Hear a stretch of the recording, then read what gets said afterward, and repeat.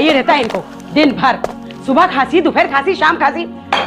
बख्शो हमें भी चैन की सांस लेने दो। आज फैसला हो ही जाए, अब मैं बर्दाश्त नहीं कर पाऊंगी बस।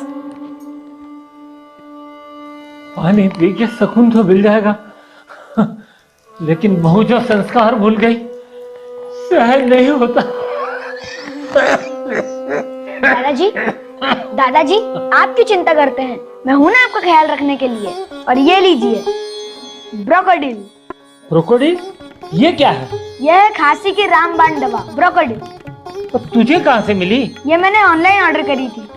अच्छा, मेरे संस्कारों को बचाने के लिए तो मेरा पोता है, और पूरी दुनिया की खांसी मिटाने के लिए ब्रोकोडिल।